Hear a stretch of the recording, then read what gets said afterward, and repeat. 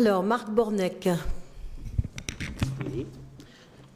Madame la Présidente, chers collègues, avant d'aborder la partie budgétaire de notre Assemblée, permettez-moi de faire un petit tour d'horizon du contexte national.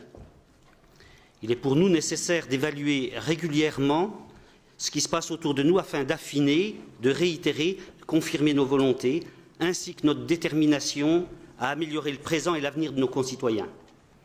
Or, il faut bien le dire, nous sommes saisis de quelques doutes sur la bienséance, voire l'absence d'une élémentaire décence quant à la gestion de certains dossiers par notre gouvernement. Je veux bien sûr par là évoquer la violence d'une rare brutalité des interventions policières sur le site d'un impossible aéroport, projet à l'envers des réalités actuelles, inutile et démesuré, qui pourrait engloutir la bagatelle de plus de 600 millions d'euros.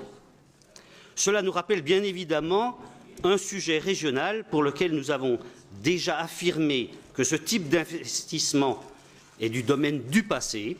Pour preuve, la comparaison avec le nombre d'aéroports en Allemagne, dont on devrait bien s'inspirer si nous voulons vraiment prendre le titre de Petite Allemagne qui nous avait tant réjouis lors de notre dernière Assemblée.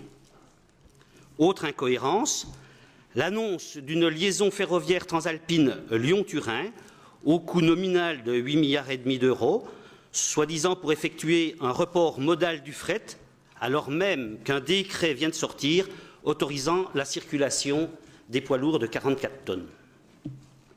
Que dire du coût d'un EPR qui vient encore de grimper de quelques 2 milliards d'euros supplémentaires, le portant ainsi à 8,5 milliards pour l'instant, alors que le budget primitif était de 3,5 milliards d'euros. Et on nous parle de rigueur. La rigueur, oui, mais l'austérité, nous ne la souhaitons pas. L'une est prudence, l'autre destruction. La rigueur peut paraître nécessaire, vertueuse, l'austérité peut être paralysante, voire dangereuse. L'État fait le choix de la rigueur, voire de l'austérité. Si c'est l'austérité, nous le regrettons profondément. D'autant plus que les collectivités devront faire l'amortisseur en s'engageant encore plus dans certaines de leurs politiques. L'exercice aura ses limites. Par ailleurs, nous sommes déconcertés sur certains reculs du gouvernement, que ce soit sur le non-cumul des mandats, le vote local des étrangers ou encore sur la réforme fiscale. Mais s'il est un domaine qui nous touche, nous, collectivités régionales, c'est bien le repli du fait régional. Car c'est bien à cet échelon que les choses se dessinent et avancent favorablement. Nous attendons beaucoup de l'acte 3 de la décentralisation, qui ne doit pas être un acte manqué. La région doit avoir davantage de compétences, comme vous l'avez rappelé, Madame la Présidente, et obtenir de l'autonomie fiscale pour mener à bien ses missions.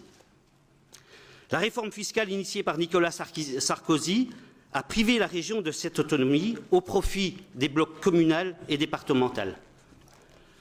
Le jacobinisme nous guettant, cette réforme semble avoir fait des émules auprès de bon nombre d'élus, puisque la réforme annoncée ne semble pas donner une véritable place à la région. Presque tous les sénateurs, dont on sait qu'ils sont élus au suffrage indirect, penchent dans ce sens.